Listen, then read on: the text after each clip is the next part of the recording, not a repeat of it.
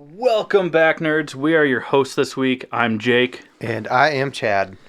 This week, we are sponsored by Ray's Energy Drinks. We are also sponsored by Crybaby Craig's Hot Sauce.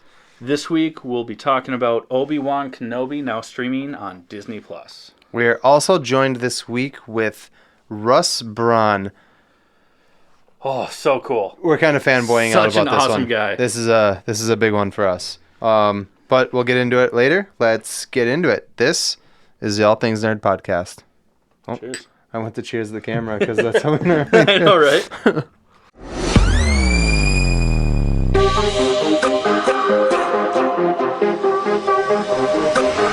Nerd.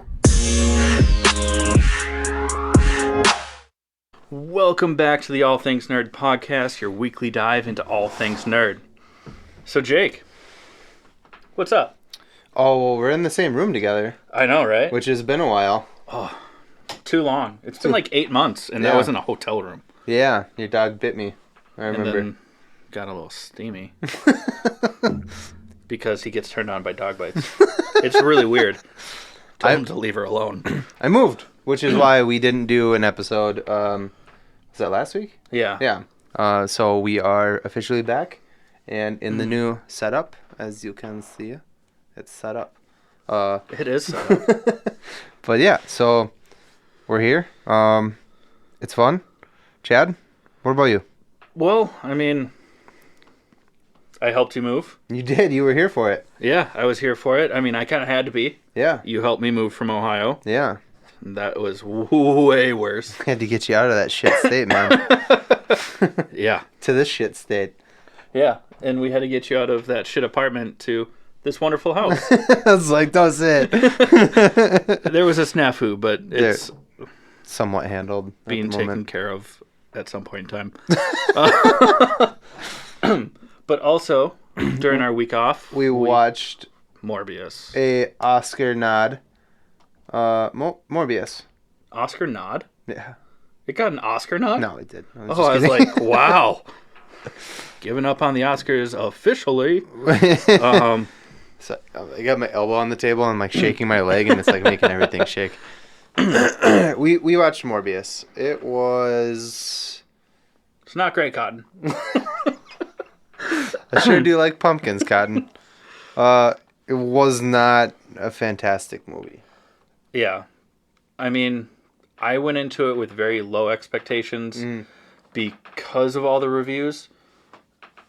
I still didn't really enjoy it. I didn't hate it as much as I thought I was going to, but I also did not really like it.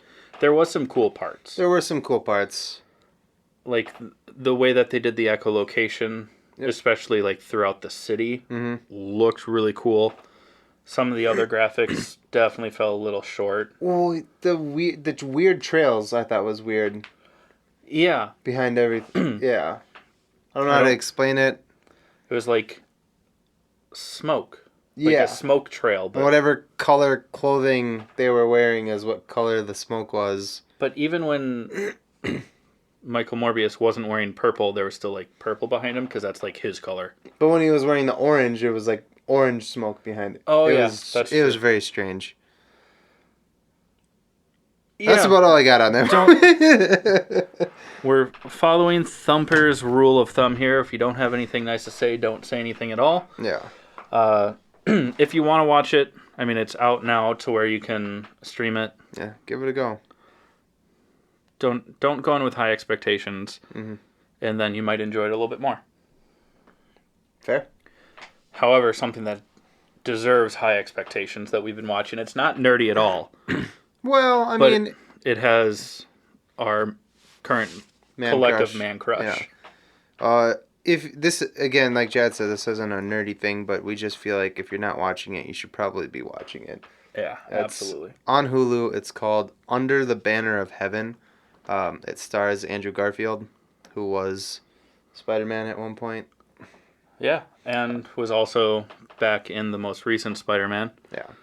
But this, I mean, the show is so fucking good. Yeah, it's based like in the 80s in Mormon country, Utah, and it's a murder investigation. Yeah, it's a thriller. It's like a murder thriller. Get my beer out of sight here, sorry. But We don't drink on this podcast. Go check it out if you're not watching it. It's definitely an honorable mention. You guys should be watching it. It's very good. That maybe could be something that we just start doing on here in general, is just pointing out like, hey, check this out. Yeah, it's not nerdy, stuff but that you check should it be out. watching. Yeah, that'll be our first one. Go watch it. Go watch it. So, Jake, where do we go from here?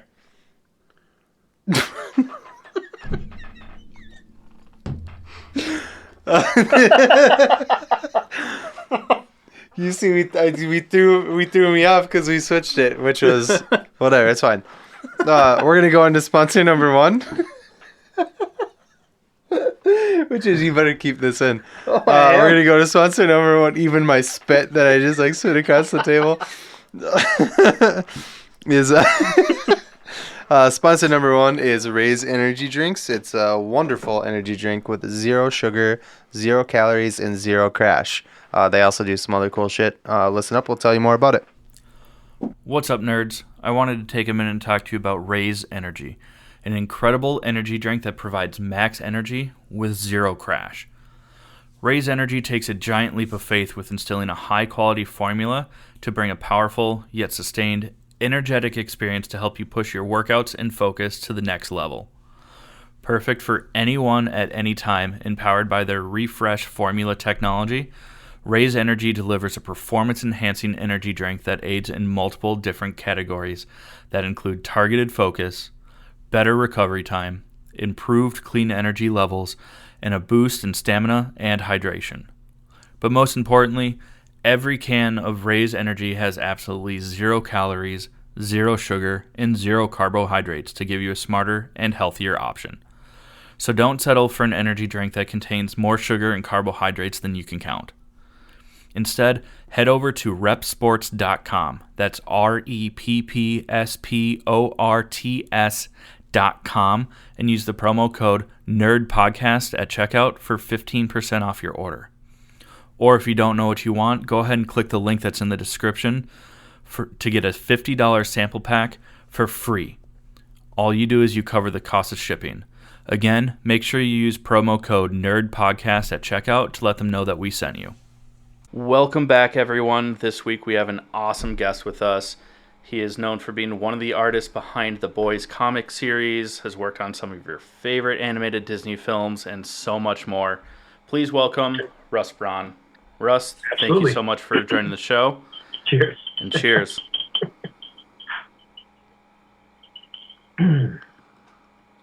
Well, I guess first and foremost, tell us a little bit about yourself and, who is Russ Braun?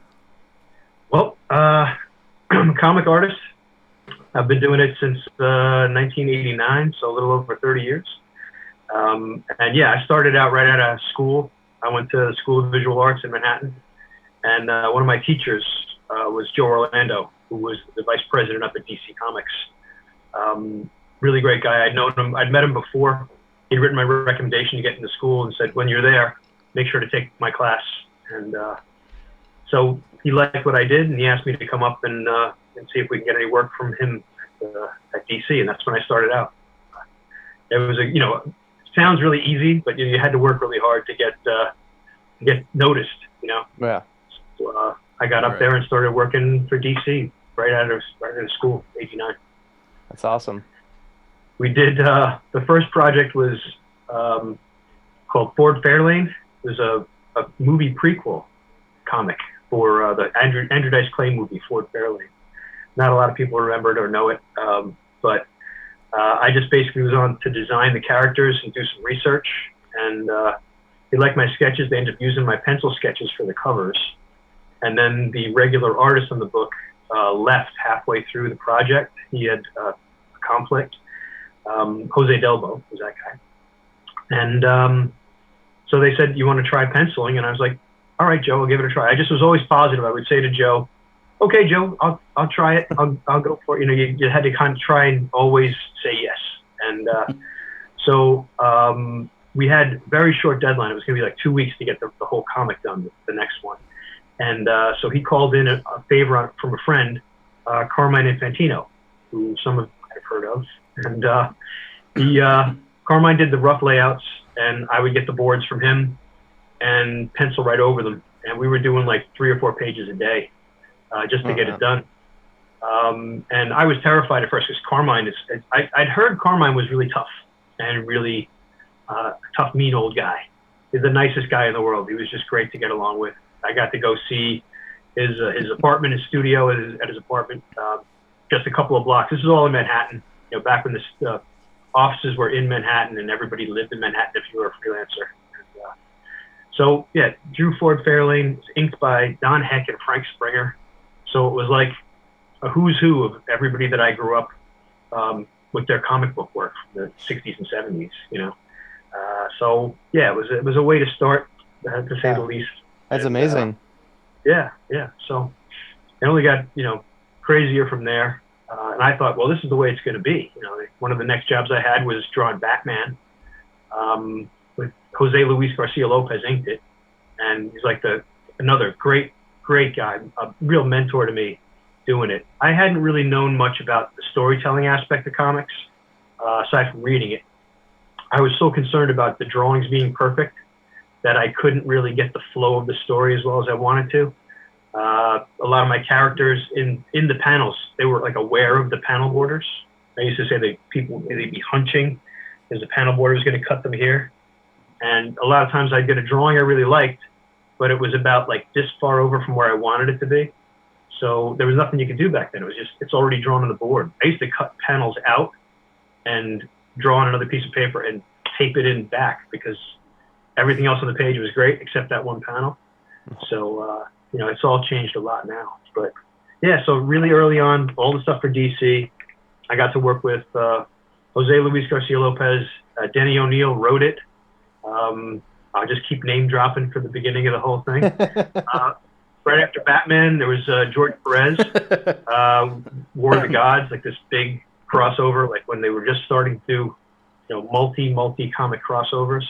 And it didn't go as well as he was hoping it would. He was also doing Infinity Gauntlet at the same time for Marvel. So everyone was overextended, but I did what I could to get as much of it done for him before I had to leave for an internship at Disney. I went down to Florida and learned how to animate down there while they were working on Beauty and the Beast. I got to draw one frame of Beauty and the Beast. It's not credited, but it was kind of fun to be involved. And so I had to drop out of War of the Gods at that time. Can you tell us which frame? It's really hard to find it exactly. It's one of the scenes where it's the Beast, and it's where the Beast has supposedly died, and then you just see his chest rising and falling just a little bit. And I drew one of those frames. Really, just That's literally awesome. one drawing. It's probably on for two frames to the whole movie. But it was really cool. Yeah, that's That's still really cool, though. So yeah, it was only a couple of months down at Disney to start. That was 91. And then I came back up here and started working, doing stuff for Vertigo. I was kind of like that when Vertigo was just starting. So I was kind of like the fill-in guy at Vertigo. I did Animal Man and Swamp Thing here and there. And just, again, this is a time in comics when, early 90s, a lot of really creative people coming into the scene. I got to meet great people through Vertigo. I'd be up at the offices all the time. And because, you're a freelancer, you're working at home. You don't have like a work community. So you got to go find your community. You got to go to the offices and meet people. Back then it'd be like, hey, are you done with that book? I'm like, yeah. They go, you want anything? You got any? You need some work? And those editors would offer you work that way. So it was fun. It was a fun time to be in comics. Later, you went and worked down in Florida with Disney, right? So I kept working for DC through the early 90s. I never really got what I wanted out of it. I was doing little things here and there. And so Disney had kept calling since the internship. And finally they said, we need help on a movie. If you came down to do cleanup animation, we know you want to be in the story department. And there's a story training department we're going to start up in Florida if you come down. And I said, okay, you know what? Sure, I'll do that. And, I needed a change. I needed a change of scenery. And a steady job seemed like a nice thing. So I went down, worked on Mulan. That was the first movie.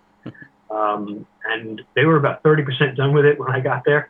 And we had to do 70% in like the rest of that year. So by the second week I was working there, we were doing 6 days a week, and then by the end of the first month, we were doing 7-day weeks just to take up the time. So it's good overtime. I ended up paying off a whole bunch of debts and enjoyed it. And it's such a great movie. I mean, yeah, I was gonna say it's a fantastic movie. So good job. It's one of my favorite animated. I joked with them. I said, if you want me to come down and work on this, I have a couple of things that you have to do. First of all, it's got to be called Russ Braun's Mulan, because this is when it was like Francis Ford Coppola's Dracula and all this other stuff. Everyone was putting the name first, and I mean, I had to tell them I was joking. This is HR you're talking to, so creative minds. Sorry, people. Yeah.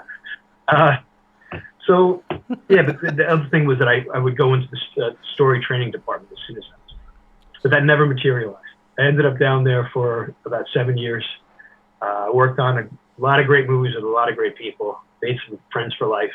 And but yeah, so from Mulan, as soon as we finished Mulan, we had what was called downtime.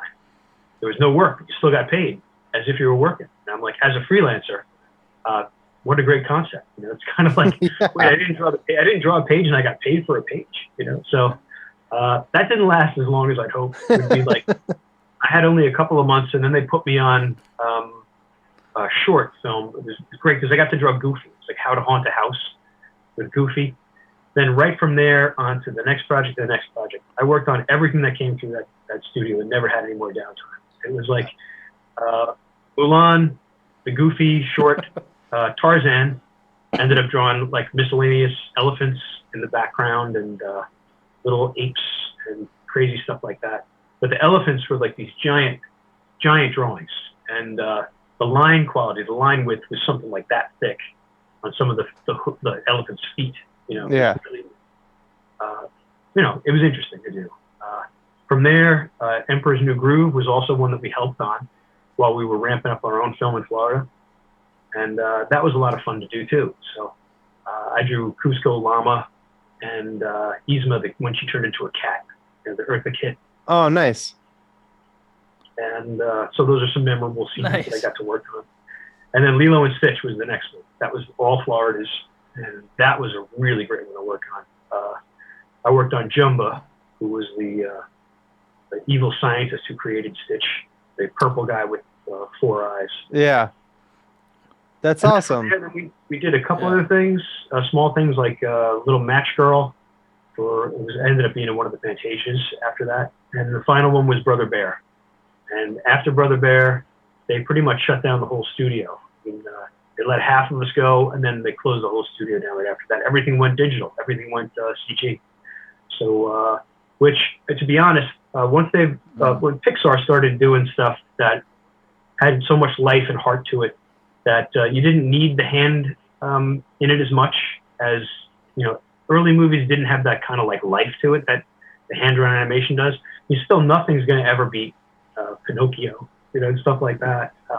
Everyone's going to try, but the physical act of sitting there drawing the traditional hand-drawn animation is a grueling process. I mean, that I think it's worth it. I wouldn't want to do it again, but I picked up a lot of stuff from it that I carried on to comics when I got back, like the line quality stuff, like the real, like when I first started doing it, it was like holding my breath to get the lines perfect. Try to do it one sweep, but you have to kind of like massage the line, make it go where you want it to go, and make it uniquely. Not unique. You have to make it fit with everybody else's drawings. So some people used to say to me when I told them I worked for Disney, like, "Oh, I know that scene. That you drew that. I could see your drawing." And I'm like, "No, you can't, because it was me and like at least 10 other people working on that one part of that one scene. And if you can see my drawings, then I did something wrong, because it's a problem." Flashing like that. Yeah. Yeah. Another fun thing is that at Disney, another guy at the time who was working there ended up becoming a hugely famous comics guy. Phil Noto was working at Disney, doing the same job I was doing. I had no idea he was into comics until like towards the end of my time there. he ended up getting some work. I mean, I'd seen his drawings. He's really an amazing artist. And he came to me one time with like a script asking about like some script direction and what is this? And I'm like, I'm looking at reading this. It was an OTS shot. And I was like, OTS? I'm like, I've never heard of that. I don't know who you work with. We figured out it was over the shoulder, like a 3/4 over the shoulder shot. But it was just kind of a cool thing to have, like, different comic artists would come through, or different like actors and artists and stuff were always coming through the studios. And one time Alex Ross came to visit, and he gave around a sketchbook for everybody to draw in. So I drew like a Batman, because I'd drawn Batman, back when I was in comics. And I was like, oh, well, this will be one of the better ones, And then I flipped through a couple of pages, and there's this Phil Noto, I think he drew Supergirl. And it's this absolutely beautiful drawing, like, and I'm like, oh, crap, I should have drawn this. I should have done a better job. But yeah, so then 2004, that was it for Disney. And came back to New York. All right. So with kind of as a follow-up to that, so when the studio closed, was that kind of like, did that inadvertently force you back into comics, or was that something that you decided that you had missed and wanted to get absolutely back forced me back into comics? I said, what else do I know? And, like, I know how to draw and how to draw comics. And let me see if I'm back in New York, if I have any connections left, I've never been good at the business side of comics, like pushing myself out there. And I hate calling people up and say, hey, you got any work? It's like the worst part of the job for me. I'm not a good hustler at that, because I feel, I don't know, it doesn't feel comfortable to me. It's like if somebody asks me, I'd rather be asked for some help, It's like, hey, we need help on this. Instead of like, it would be great if someone had said, like, hey, you're the perfect guy for this job, and I want you and nobody else. Instead, most of the time, I was always in a position where I'd call them up and say, hey, how's it going? I'm back in town, and I'm looking for work. And go, hey, that's perfect timing. I need someone to do this. And there were a couple of small jobs like that when I first got back. And it was really just getting back in touch with my friends that were in comics that were in New York. And it turns out that Garth had moved to New York in the meantime. I'd seen him once in Florida, actually, when I was down there. He was doing a convention. I went to go visit him when I was down in Florida. But coming back up in 2004, 2005, Garth had moved into the city. And through a couple of mutual friends, we all got together. And we ended up just going out every Friday night in Manhattan to a bar, a bunch of people gathering and telling stories and just having fun. And different people who were editors or other guys in comics would come and visit. So end up talking to them, and they look at their work. It's kind of like a mini convention everywhere. I was so hesitant to do anything on his stuff, but especially on The Boys, because it's creator owned. He owned it with Derek. And it was just like, it's not a win for me to do this, But again, he's my friend, so I was like, when we did ask about The Boys, I was like, all right, I'll see if I can if I can draw the characters, I'll try it. You needed me for one arc, I think, was the idea. And I went home and from the bar and started drawing Butcher over the weekend. And I did like 3 or 4 drawings of Butcher, and they just were terrible. He looked like a linebacker, like he was just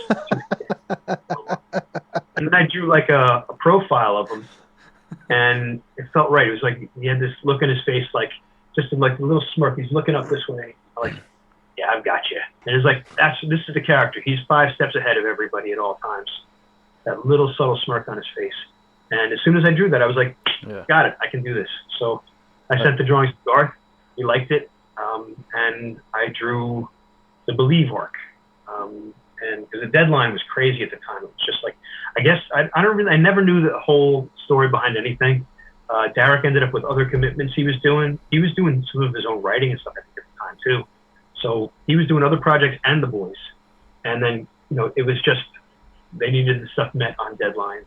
Again, above my pay grade. It's just like, I just do the work. Give me the work, I'll do it. So it was a 4-issue arc. I enjoyed it, had a blast. And I was going to go, okay, well, see ya. And they said, can you do the next arc? And I said, all right, I'll do that too. And by the time of the end of the second arc, I had gotten really sick, ended up with pneumonia, and not just because of working long hours or whatever, but pretty much like finishing up the last issue of it. I was like falling off my stool at the drawing table, and so I said, "There's no way I can do the next arc."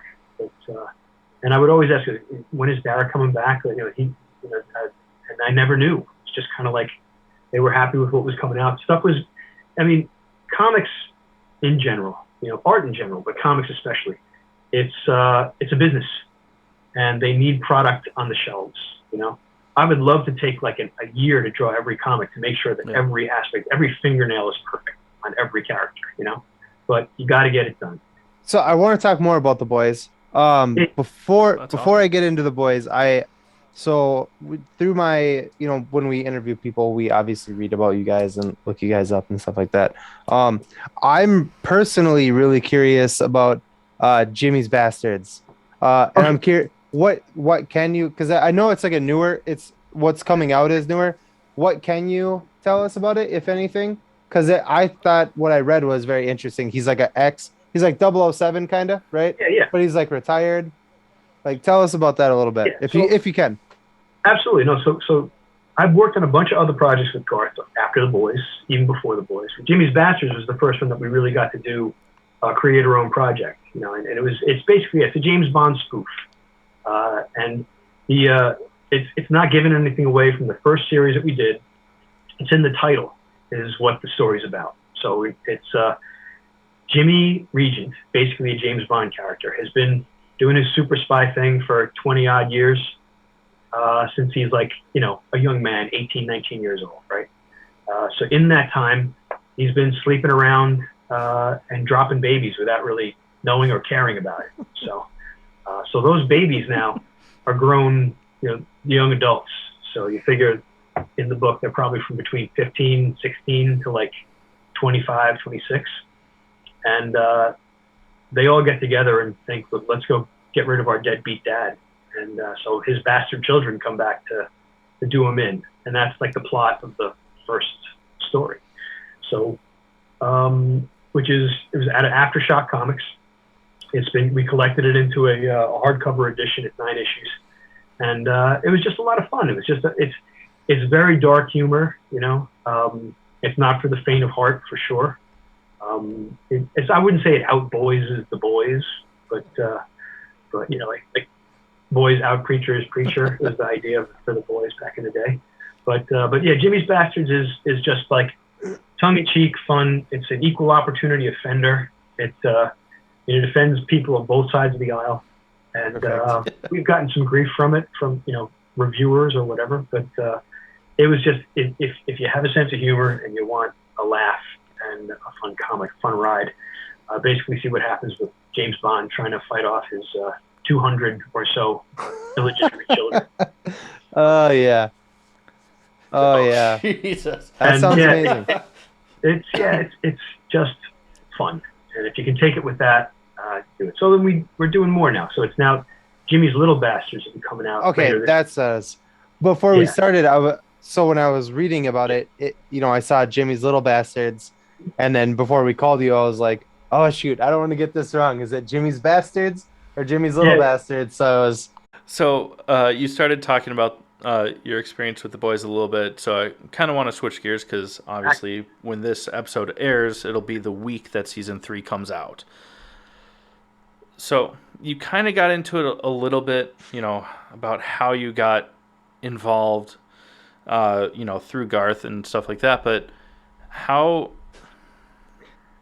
I felt really bad because I was like, oh man, he just answered Chad's next question. That's all right. I can definitely elaborate, But like, so as you got like involved and connected, because you said that you got pretty sick after the second arc, like when that happened, I mean, how much longer did the show go for? Well, or the comic run? God, that was around right after issue 51. I had to take a break. Again, it's a grueling process drawing 20 pages of comics. It was down to 20. It was 22 or 20. It was the normal amount, and so But again, the deadline had been so tight right up to the moment when I got started that I didn't have any breathing room. So, and it just, getting sick, it was in the middle of the winter. It was just, and it ended up being a good thing in a weird way because, while I had that time off to recover, John McCrae was drawing, the story arc that took place in World War II that kind of gives you more information. So like 52 to 55 was all John McCrae. And then I had a little bit of lead time to develop some stuff because Garth had pretty much written the whole thing. By the time I was working on like issue 60, the whole thing was done. I mean, he'd written all the scripts. So, and so I ended up working on from issue 56 to issue 71. And 72 was the last issue of the book that Darren drew. So my follow-up question to that is, so I've looked at a lot of your artwork, and obviously you're fantastic. Specifically, I looked at The Boys, and looking at your drawings for The Boys and watching the TV show, a couple of people don't quite add up, and I'm just curious. They're fantastic characters in both settings, but in your drawings, Billy Butcher, no beard. He's a lot bigger than Carl Urban, and Huey does not look anything like Huey in the. So I was just curious what you thought about that. Are you a fan of the casting? Have you even watched it? No. I love this. I think the show is amazing. It's really incredible show. There are some things that have changed, like big time. But there are some things that I see on the show. I will answer your question, but there are also some things that are like they step right off the page. Like Homelander. There are scenes in Homelander's there. It's like, holy shit, I drew that. He's doing it like I did it, but 10 times more, Starlight too is like right off the page. So there are moments that are just kind of like, crap, they nailed it, And those characters are spot on too. It's crazy. Yeah. From the drawings to like actual people that look like your drawings is insane. I was just curious about the couple that I noticed. I was like, they don't look like his drawings. That's super. But the other ones look so spot on. It's crazy. The changes they made for good reasons. I mean, really early on when I first heard about them doing this, I saw the Butcher thing with the beard, and I'm thinking that's just not Butcher's character. Butcher is like ex-military. He's super clean. He doesn't drink. He's always just drinking water. They don't call it out. You just notice it. He's got to stay the 5 steps ahead of everybody. So he's the mastermind. So I'm like, it doesn't make sense for him to be like shaggy like that and unkempt. But they've changed the character. This is a developing character on the TV show. In the book, he's developed before you even meet him. He's become Butcher. He is like a force of nature, For a TV show, you got to be able to identify with the character. He's got to be vulnerable. And Butcher in the comics is seldom vulnerable. And that's what we love about him, though. We love that he's in control and that he's going to be a real bastard and fuck everybody up, In the show, you got to be able. People who don't know the comics have to be able to identify with that character and feel for him. He's not juiced up on Compound V at the beginning. All the boys in the comics are super powered to start. They're just super durable, tough, and strong, with either a military background or at least some intelligence. And they make all the Supes look like idiots because the Supes don't know what they're doing. The Boys TV show, the Supes are actually pretty capable. I mean, nobody in the Boys comic that's a superhero is worth their weight. They're just terrible. I mean, Butcher with a gun or Butcher just with a crowbar can take almost any of them except, say, Homelander. He's like Superman level. Yeah. The rest of them, you never really feel scared for the boys in the comic at any moment. And horrible things did happen to some of them but usually by accident, The TV show has made the superheroes more formidable and dangerous, and it's kind of a fun way to look at it. And it's a different. The showrunner and the writers on the show don't have the same kind of like ideas about superheroes that Garth does. To say Garth's not a big fan of superheroes is kind of a mistake. There are some that he loves, but basically he'd much rather write war stories and not have to worry about like guys in capes and tights. So he treated the supes the way he wanted to treat them, which is kind of like as a joke. Yeah. But people first started reading The Boys, they thought of it as just like, oh, this is just toilet humor and it's just making fun of all the things that we love. But it goes so much deeper than that. I mean, it starts out that way where you think of it that way. But then there's so much heart and so much feeling in the story when it comes right down to the end of it too. It kind of catches you off guard. I think he does it it's really smart the way he did it, to like throw people off with that kind of like dark humor satire at the beginning, and then have the story develop in the underneath, kind of like an undertow to the whole thing. So yeah, but as far as the characters go, I mean, they needed Huey to be like really your way in. He is in the book too, but your way in is a young American guy instead of a young Scottish guy. The fact that they used Simon Pegg as his dad is brilliant. I think it's really cool. But I don't think him having the Scottish accent and looking like he does there wouldn't really have worked to bring in new fans. Thank you so much for being here. This is like absolutely fun. I'm sorry I just kind of like talked over everything and. Oh my God! I'm so glad you did.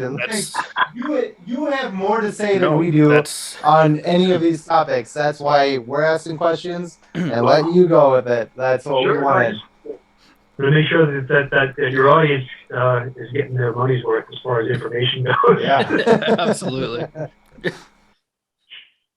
So Russ, as we kind of like near the end of this interview with you. Do you have any like final words for fans of comics, of your work, like people that want to get into being artists? Well, like, on that, any final words? As far as like, again, if you've got a love for it, a passion for it, telling stories in general. I mean, some people want to grow up and be a filmmaker, so be a director, whatever. But you can do that through comics as a one-man team. You got a story idea. Some drawing ability. You don't have to be, I said that people talk about comic artists and it's just like, this guy is great, this guy sucks. It's like, no, it's a matter of taste, all different kinds of art. You can have like expressionist painters, you can have impressionist painters, you have realists. There's no way to judge between Art Spiegelman and Alex Ross. If the story speaks to you, it speaks to you. So if you have a story in your heart and you want to tell it, you don't have to be the greatest draftsman in the world to tell your story. Just put it out there. And there are more ways to get your stuff out to the world than ever before now with the internet, with web comics, and just do it. And you never know. It could end up being a TV show on Amazon, but there you go. But that's the way it goes. It's really just about like when I see people come up to me at conventions and they show me their artwork and they show me their stuff, it's just like, it's an honor. It's like I get to pass stuff on that was taught to me by the greats in the field that I grew up with. So they might not even know who the hell I am. They might not even care. It's just that this is a guy who's doing it, so I can give you some like hands-on advice as far as like how to, where you can go with what you've got. Well, Russ, that's awesome. Where can fans and hopefully new fans from our podcast, where can they find you? Oh, well, I've got. That's the other thing I do is like I said, trying to like pass on the inspiration type stuff for comics in general and be like a good ambassador for the whole art form. It's like on social media, I'm on Facebook. I do an image a day. So every day I do a drawing. Either it's something that I'm just drawing or something that I'm working on, something that I've done in the past if I get really lazy.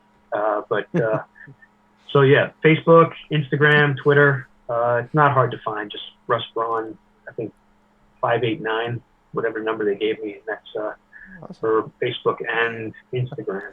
And Twitter is Russ Braun too. There's a website too. But yeah, I mean, if you're interested, look the stuff up. What's the website? website is russ-braun.com. Okay. Yeah, and we'll make sure we'll tag all this in our notes and stuff. Yeah. So Again, Russ, thank you so much. Anytime you want to come back, talk about anything else you're working on, maybe with Jimmy's Little Bastards as that comes out, be a blast to have you back. And again, thank you so much, and we can't wait to see what else is coming from you in the future. Holy cow, everyone. That was such a great interview.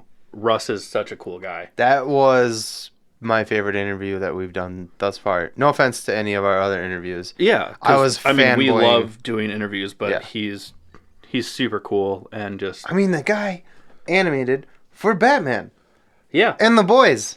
And Lilo and Stitch. Dude, he created the villain, the purple guy. I don't know his name. I'm sorry, Russ. Yeah, I know. We did the interview a couple days ago, so that name is not at the top of our head, But holy shit, man. Yeah, he's done so many amazing things in the nerd world, and super down to earth, super awesome, fun to talk to, and just very, very kind. Oh, now before we have to stop fanboying.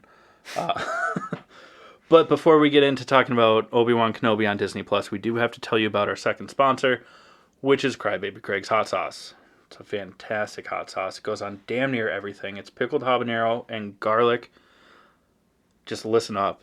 It's great. We'll be right back. Hey, you nerds. Do you love spice? Supporting small businesses? What about enhancing the flavor of your favorite foods? If you said yes to any of those, our good friends over at Crybaby Craig's have the perfect solution for you. Crybaby Craig's is a pickled habanero and garlic hot sauce that goes perfectly with your favorite foods, adding the perfect amount of spice and enhancing the flavor of everything it touches. Started in Minneapolis by Craig back in 2012, Crybaby Craig's has become a Minneapolis and Minnesota staple in the sauce world. So head over to crybabycraigs.com and order yours today. all right, friends. We're gonna talk about Kenobi. Obi-Wan Kenobi. Obi-Wan. It's just called Obi-Wan. Now streaming on Disney Plus. The first 2 episodes are now streaming. Holy shit, they're good. Sorry, guys. Someone's dog stepped on me off camera. Holy fuck. But Obi-Wan episodes 1 and 2 pulled together. yes, I'm master. Super good. A little slow on the first episode, but a lot of story to. Yeah. And it's only going to be, I think, 6 episodes, so Yeah. they kind of had to lay a little bit of groundwork. But by the end of the first episode, like, Yeah, shit starts going down. saying like a lot. Yeah, it was actually pretty funny because I'm trying to get my girlfriend into it, and I'm like, let's watch these 2 episodes. If you like it, we'll start from the beginning and get through them. And she agreed, and so I paused it right before like it started, and I'm like, oh, let me give you some context here. You know, this is what happened. I like break it down for her, like just so she knows what's going on. I hit play, and literally the first thing that happens is it breaks everything down that happened between like the last movie and this. I was like, fucking god damn it. Just mansplaining things. Yeah. It was dumb. But right off the bat, I mean, we see, well, first off, Ewan McGregor is back as Obi-Wan Kenobi, which is great. Yeah. So excited. Yeah. But he's very broken. Yeah. I mean, this takes place 10 years after the events of Revenge of the Sith. Mm-hmm. For those of you that also played Jedi Fallen Order, that happens kind of in between the two. But, so it opens with Obi-Wan Kenobi. He's a space butcher. Mm-hmm. Yep. It was like a giant, like, nurse shark. Yeah. That they're space nurse shark. Spinner shark. In the sand. In the desert, yeah. Spinner shark sand. Oh, the one thing I did want to mention that we mentioned in not Mandalorian, Book of Boba Fett. Book of Boba Fett, they mention the spice. Yeah. And then now in Obi-Wan, they mention the Dune Sea, which is cool because they reference Dune Yeah. again. Yeah. Yeah. So I thought that was cool. Anyways. But we also see that Obi-Wan is like periodically checking in on Young Skywalker. young Luke, growing up with his Uncle Owen and Aunt Beru. And he's just like a little 10-year-old. Yeah. Like, sneaks away while doing chores to go play. Yeah. Pretty irresponsible. Yeah. Terrible kids. Yeah.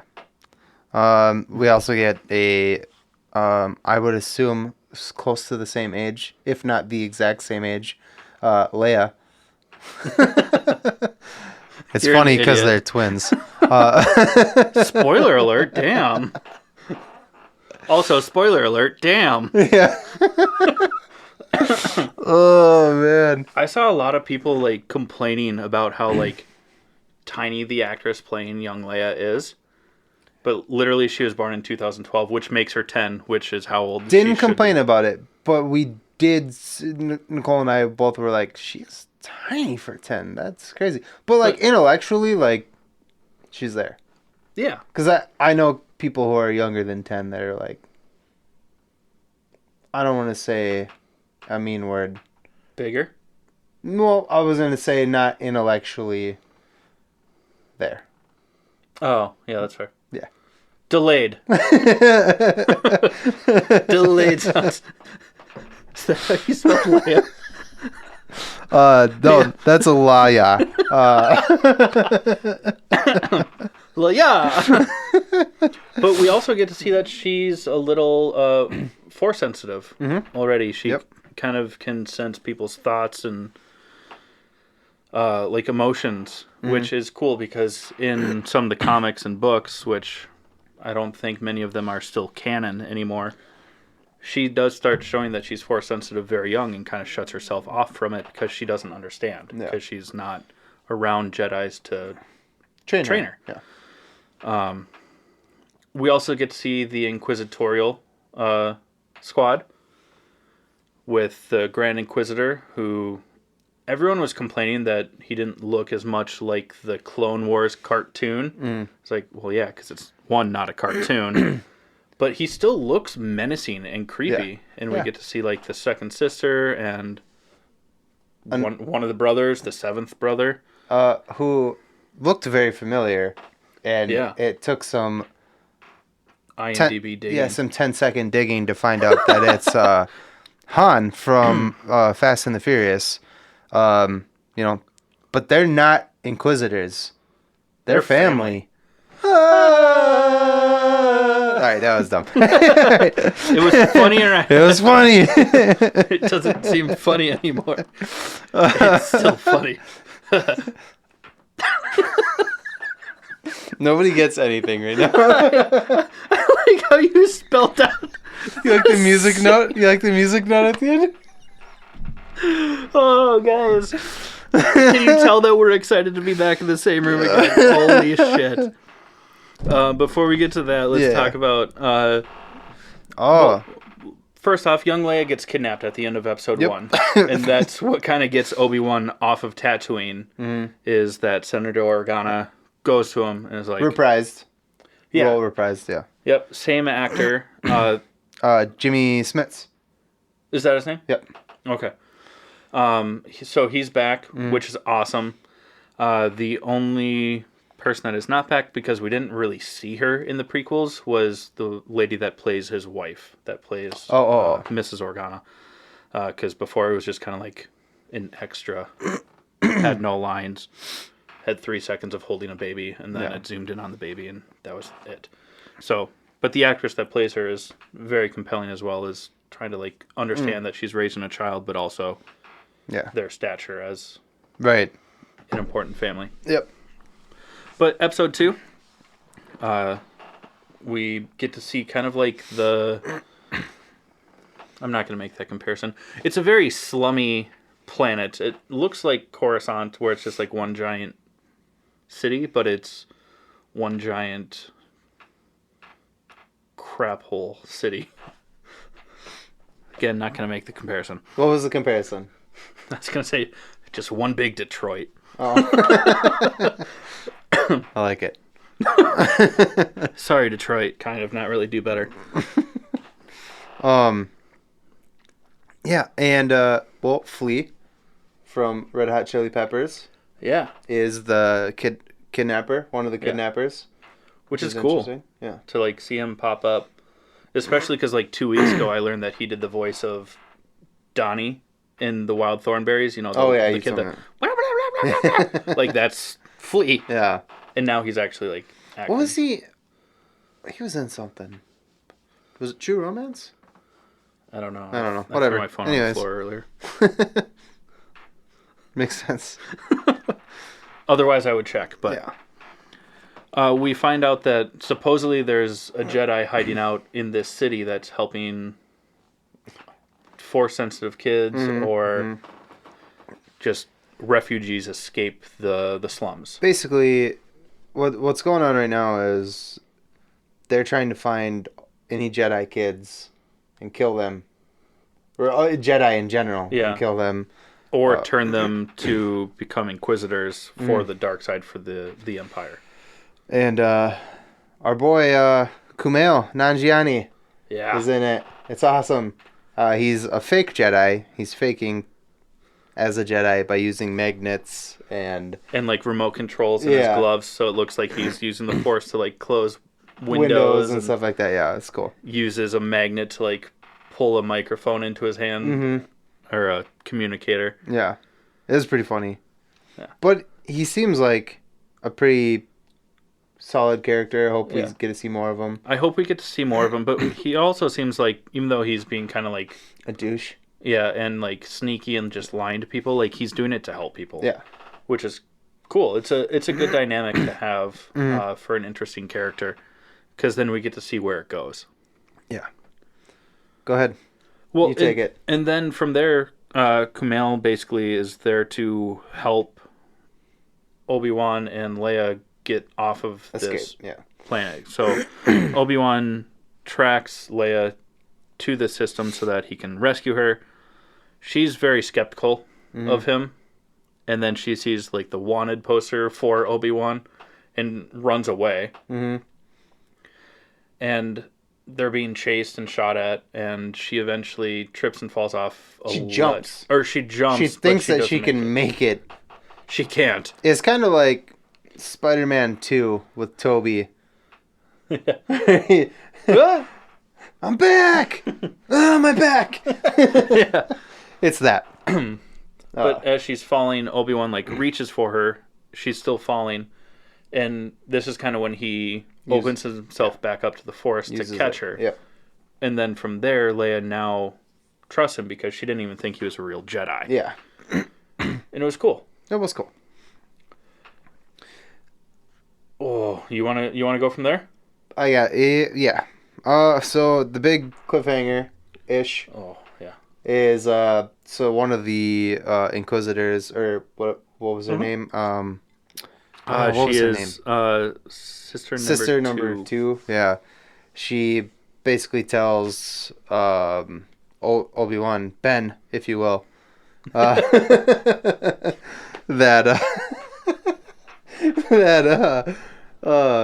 Anakin is still alive, and Ben, if you will, has a full-on like panic attack. Yeah. And